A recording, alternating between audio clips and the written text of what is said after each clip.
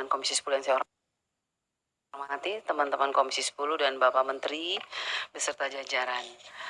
Yang pertama, saya bersyukur hari ini kita membicarakan hal yang penting. Sejak tadi pagi dan hari ini bertepatan dengan Hari Pahlawan. Hari Pahlawan Nasional ya, 10 November hari ini. Dan saya ingin kita juga mengingat bahwa pahlawan nasional itu masa lalu yang harus kita ingat. Tetapi ada juga yang harus kita perjuangkan saat ini adalah pahlawan-pahlawan tanpa tanda jasa. Guru-guru honorer yang sudah mengabdi belasan tahun di daerah-daerah terpencil yang sampai hari ini masih menangis karena mereka tidak pernah merasakan keadilan dari pemerintah. Mereka yang sudah mengabdi di desa-desa, di pelosok-pelosok, yang harus menyeberang sungai, yang harus langgar kali, kalau orang NTT bilang, ya, yang kadang-kadang kalau banjir taruhan nyawa, tetapi sampai hari ini mereka tidak bisa masuk lolos P3K. Itu yang pertama. Saya minta perhatian Pak Menteri dan seluruh jajaran untuk guru-guru yang ada di pedalaman, yang sudah mengabdi belasan tahun, Pak, bukan 1-2. Dan saya juga mau ngangkat di Hari Pahlawan ini.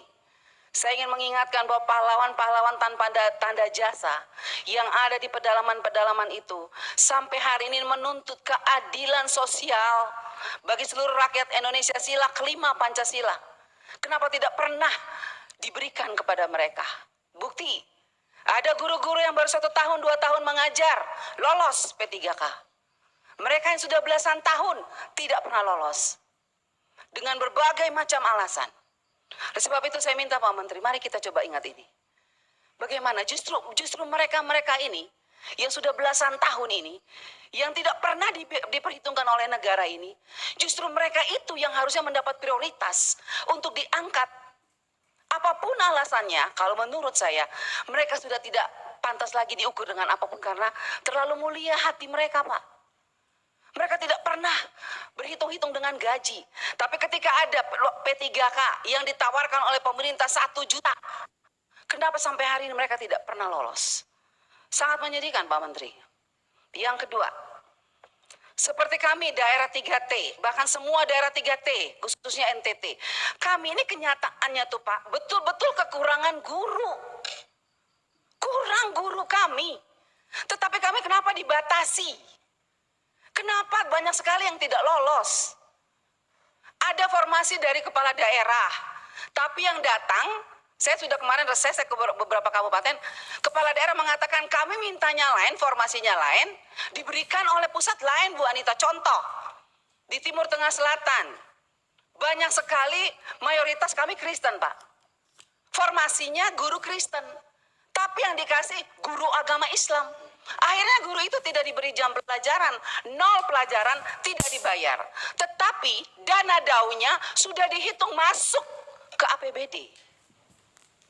Akhirnya anggaran itu saya tanya, dipakai untuk apa Pak Bupati? Ya begitulah Bu Anita. Nah ini makanya saya minta Inspektorat Jenderal, Pak Menteri tolong Ibu, mana Ibu? Inspektorat Jenderal mana Ibu? Ini kita tolong lihat deh ya. Ini ada beberapa daerah yang dana daunya sudah ditransfer. Bu Sekjen, Pak Menteri, saya masih bicara. Jadi ada beberapa daerah yang dana daunya itu sudah ditransfer ke APBD.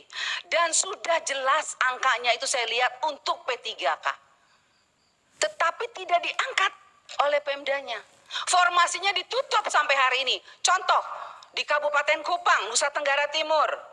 Kota Kupang di Nusa Tenggara Timur, Pak. Kota Kupang, ibu kota provinsi saja. 400 tenaga P3K yang kategori 1 itu, yang P1 itu. 2021, Pak. Sampai hari ini sudah terima SK, tapi tidak diangkat. Saya mau tanya, Pak. Ini mana Ibu Nunu? Setelah SK, sebelum SK ada nomor induk katanya.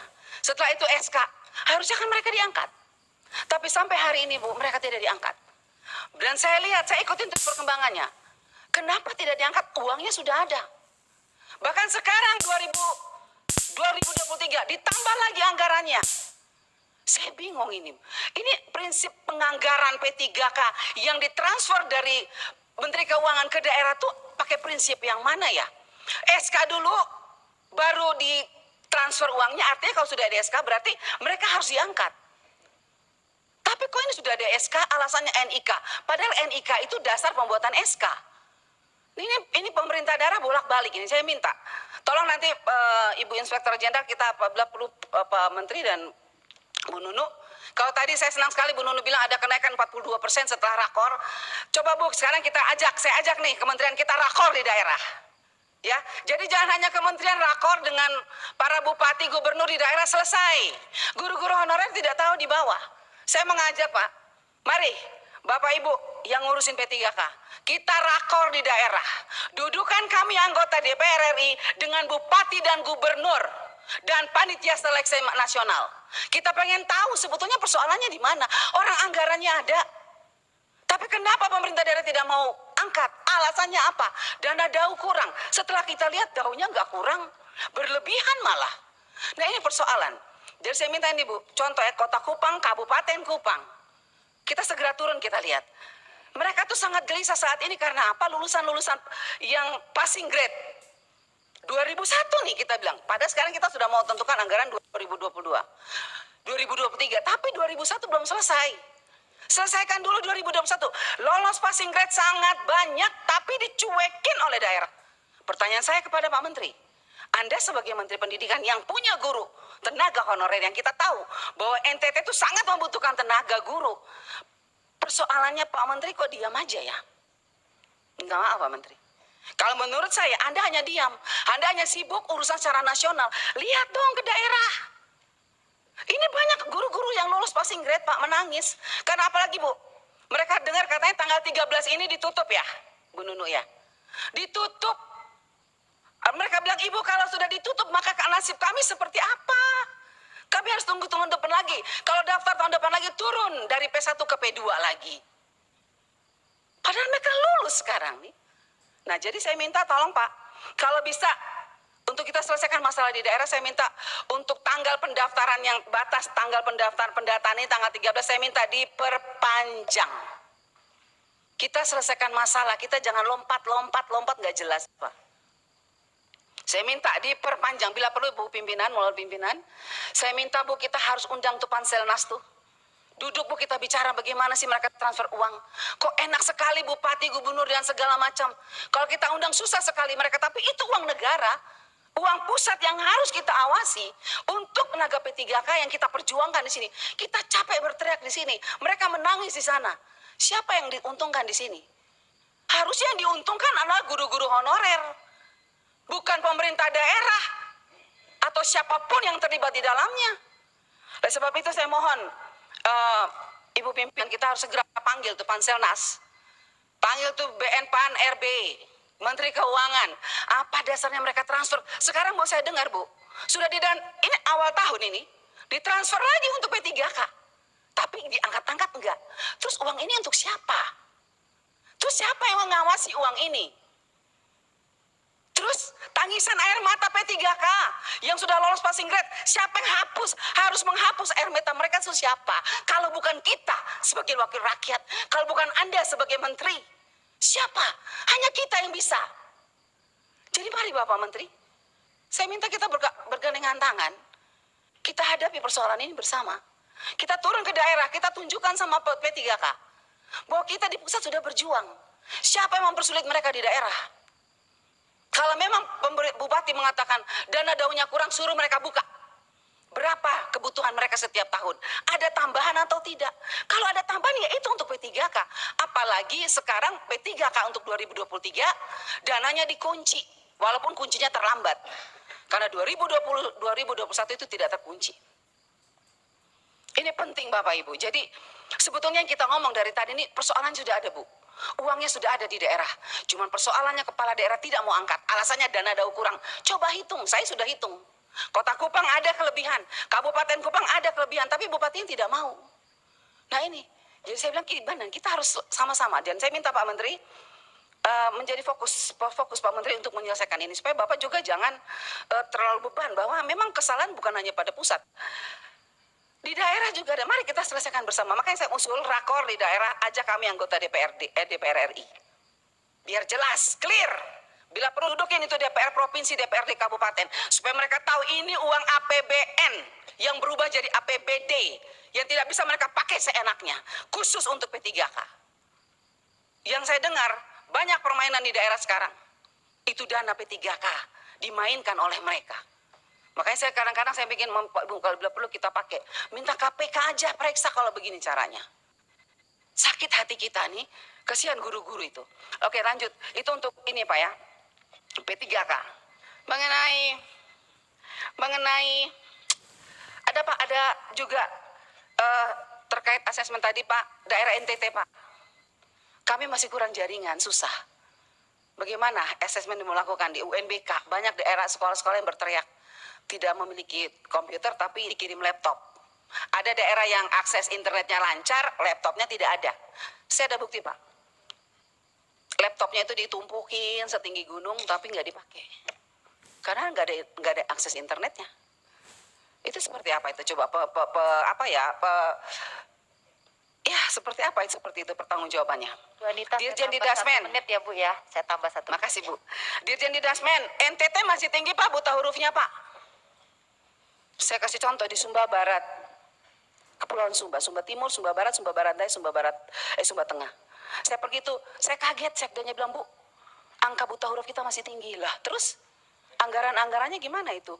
Buta aksara segala macam itu bagaimana? Saya minta Pak ya, saya minta tolong saya diberitahu datanya berapa anggaran yang di sana, yang seperti tadi Pak Ferdiansa katakan benar. Actionnya apa? Kita dikasih tahu, kita jangan dikasih angka-angka Pak. Actionnya apa? Buktinya apa? Ya seperti itu. PIP masih banyak persoalan Pak Menteri, terima kasih. Kementerian kemarin sudah tiba-tiba turun melakukan audit dan melakukan sosialisasi program Indonesia Pintar. Dan saya punya videonya, betapa kagetnya kepala sekolah. Oh seperti itu ya, oh kami baru tahu ya. Pikiran saya, aduh PIP sudah berapa tahun ya? Kenapa baru dilaksanakan sosialisasi sekarang? Sudah banyak uang negara yang kembali ke kas negara, saya rugi Pak. NTT masih kembali 4 miliar dan sekarang akan kembali ditarik 5 miliar hanya karena ketidaktahuan kepala sekolah mengenai program ini. Tapi saya bersyukur, walaupun terlambat, terima kasih kementerian. Kemarin sudah melakukan sosialisasi. Dan terima kasih juga untuk Ibu Irjen sudah menurunkan auditor ke NTT hampir 80 orang, semoga semuanya diaudit. Dan rajin-rajinlah turun Bu Irjen, turunkan anak buah Ibu Irjen untuk melakukan audit. Supaya jelas tahu segalanya. Sudah kok.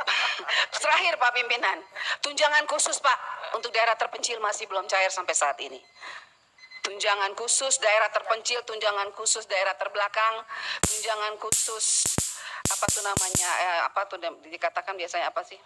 Khusus untuk guru-guru yang di daerah perbatasan itu Pak. Ya,